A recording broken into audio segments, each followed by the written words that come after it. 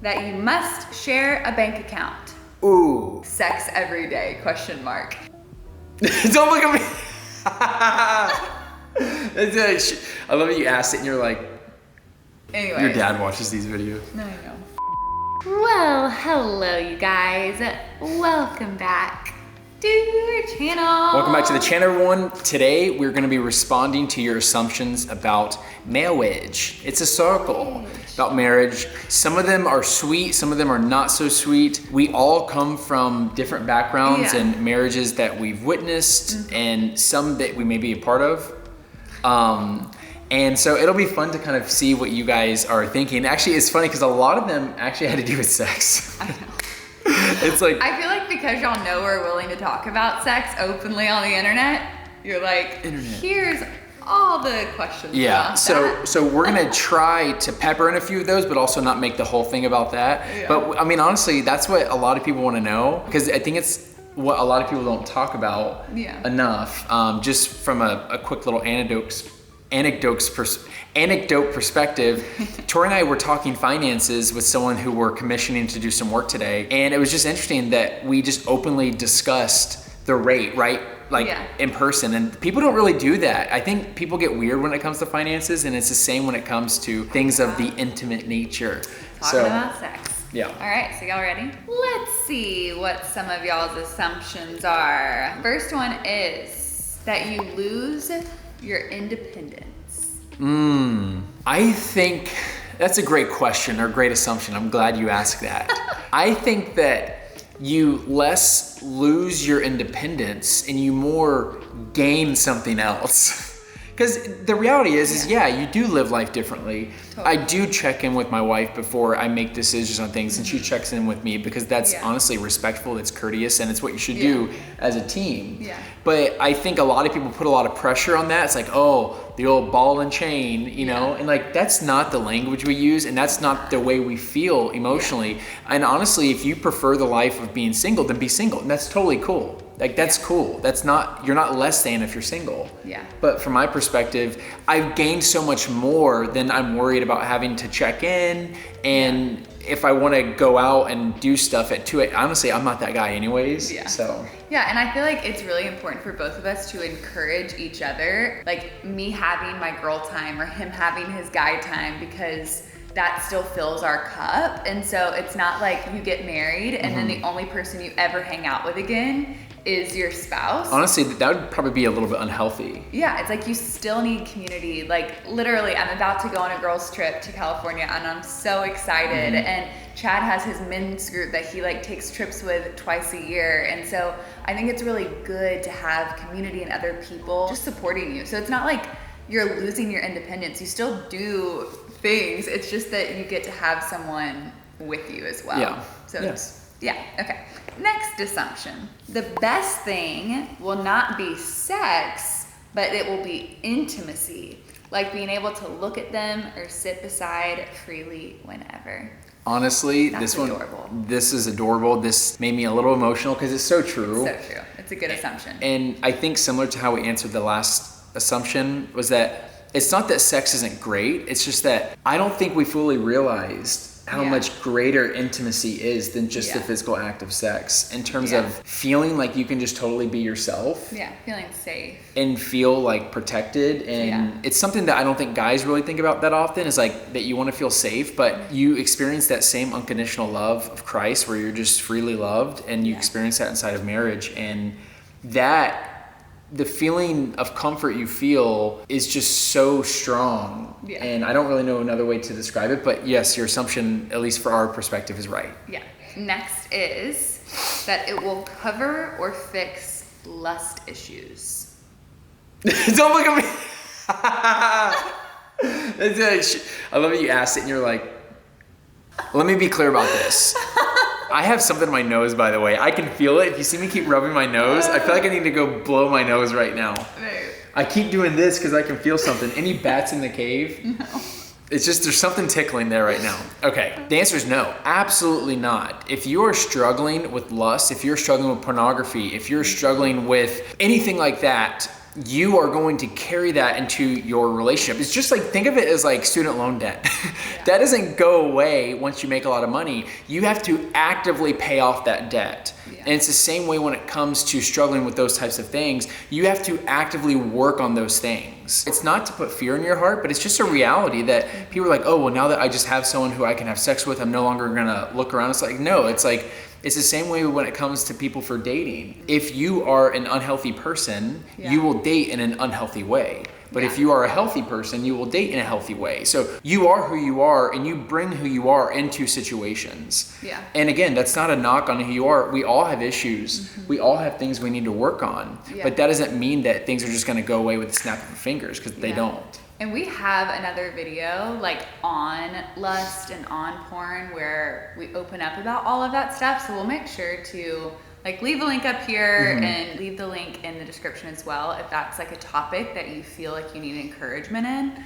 Because I feel like a lot of people do need encouragement, and there's a lot of people in relationships, in the dating relationships, and there's a lot of people in marriages who are really struggling and walking through that season and trying to navigate all of that. I don't think that it's like a thing that every single married couple struggles with, but I do think that there's people out there who are, and I say that because we personally know people who are currently struggling with it. We want to offer as much encouragement in that area as we possibly can, but I know that that's not particularly what this video is about. Well, if that's a topic that you do want us to talk about more, we can do that too. And if you are looking for more resources on that, our friends Dave and Ashley Willis with EXO, they have a podcast called the Naked Marriage Podcast where they open up about their journey with that kind of issue and how that impacted their marriage. And they also have a book called The Counterfeit Climax, which talks about the role that lust and pornography and stuff can play, and how it's such a counterfeit to what the real thing that you're getting is, and the difference between love and lust. We'll make sure those are linked below. And if y'all are wanting like any other marriage resources, we always highly recommend EXO Now. So y'all know that we partner with EXO Marriage. We love their conferences. We always work with them. They're like family to us. But I don't think we've really talked about like the fact that they have a subscription service where you can go in. You have access to all of the previous conferences that we talk so much about, like all of the different sermons. They have podcasts on there. Like they have so much on there. Workout stuff. Sermons, even like they even have courses for people. I think that's the big thing when it comes to whenever we were reading through all these assumptions you guys sent in, was that it was like, wow, it opens your eyes to see like, well, first off, I'm not the only one who believed that assumption, but also there's a lot of bad assumptions out there. And ultimately, you don't know what you don't know. A lot of the assumptions that Tori and I have had corrected in our own life and marriage is by watching healthy marriages, experiencing it on ourselves, and also being involved with organizations like EXO Marriage and different conferences, because you just learn the right way to do life. And honestly, I've become like a conference guy. Like you get jacked up and you see other people that are also jacked up on all this stuff, and you're like, are you drinking the Kool-Aid? Because I'm drinking the Kool-Aid right now, and this is awesome. But no, it's so good. And we always have a discount code that's live with them. It's Masters Fam. It will get you conferences, resources. It will give you a discount on EXO Now app. I think it's like $5 a month, which is so beyond worth it for the content that is on there. So anyways, we just wanted to let y'all know that there's so many resources available if this is the topic that you want to learn more about or need encouragement in. Next assumption, that you must share a bank account. Ooh. I mean, the word must is a strong word. I would maybe switch it to it's imperative, or you'll fail if you don't. No, I'm teasing. You know, listen, we have our opinions and beliefs on that. Do you have to share a bank account? No. Do we highly recommend that you do? Do we encourage it? Yes. Absolutely. Finances is one of the leading causes of divorce. We know that people can get caught up using like me language or my language or I language, which is like, oh, this is my money and that's your money. And when you're married, you're one, so everything's yours. If I were to be the one making all the money and say Tori stays at home and takes care of kids, for example, that's not my money. It's our money, because I would not be able to work without her making a sacrifice to allow me to do that. And so this is our money. And so we just really believe in making sure that you're taking steps to like understand that no, what's yours is mine and what's mine is yours. Next, that the first night being married is extremely awkward. I think it can be awkward. I think that it's so dependent on the couple, truly. Like, I really think it's dependent on the couple. I know couples who it was really awkward in the beginning. I know couples that it was like amazing right off the bat. I think that it's hard to like put an overarching, like, this is what your sex life will look like in marriage, because it is so different from one couple to the next. I think it has to do with like what your past looked like coming into marriage, like things you'd walked through before, like what your purity life looked like walking into marriage. There's so much that goes into that, but I think the thing that I want to encourage you in is that it only gets better with time, and it's something that like can be talked about. It's something that you grow in, and it's not something to ever be ashamed of or shy about. I mean, we talk a lot more about that in like the Truth About Sex series that we did. I never want people to be like scared of marriage because like there might be awkward moments or something.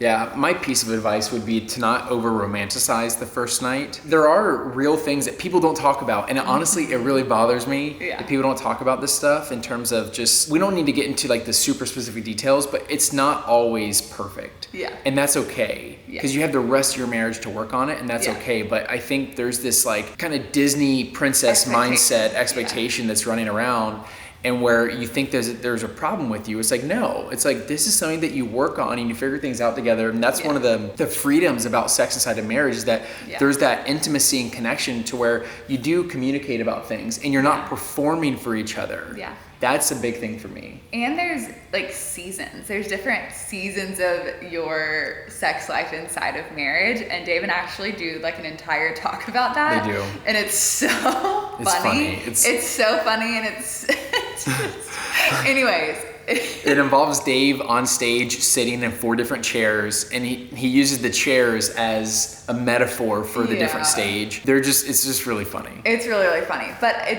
we say all that to say, like, there was another assumption in here that was like sex every day, ? I opened up about this in a different video, but that was an assumption that I think I came into marriage with, like, oh, we have to have sex every day, like, and I kind of measured the health of our marriage on our sex life. I mean, it's hard, especially I think it's just dependent on like what your love language is as well. Like, mine is physical touch, and so I think that like played a role in that as well. You feel that? Wow. How do you feel? So turned on. Anyway. Your dad watches these videos. No, I know. Anyways, I'm just saying that I think the most important thing here is communication with your partner, because expectations kill experiences. And so if you are expecting something of your partner and they don't know that that's something that you're expecting, then you're probably going to be let down by that. And so you need to communicate what your needs are. You need to communicate what you're thinking and what your thought process was, because there was a time when I thought this and Chad was like, oh, I mean, I thought that like we would need like a little breaky break. Or like buffer. A little buffer time. Like at least a few hours in between. And I'm just like, are you still attracted to me? Like, you know what I mean? Like, and I would like go down this spiral. And so I just think communication is. You cannot expect what you do not express. Yes. Next assumption is that you have to have a fight before engagement/marriage. Have to is a strong word.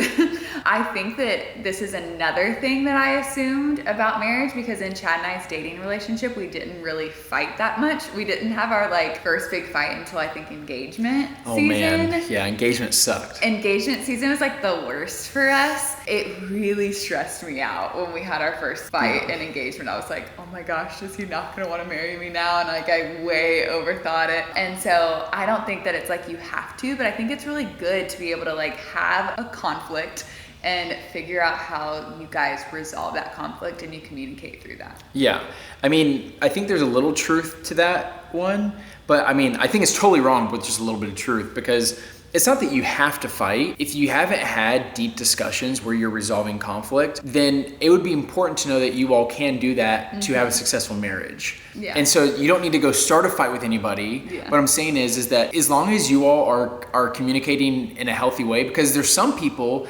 that totally run away from conflict, there's no fights because they're conflict averse. Yeah. I'm like, that's not healthy because that's going to be swept underneath the rug until that rug has a mound and you run over it and you trip over it. And it's just like, that's not a good look either. Yeah. And so as long as you have healthy communication styles, that's what matters. Yeah. And sometimes you have to disagree a little bit and figure out how you best communicate for that to work out. Yeah.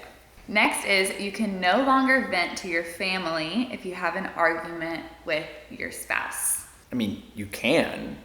You can, but we definitely don't recommend it.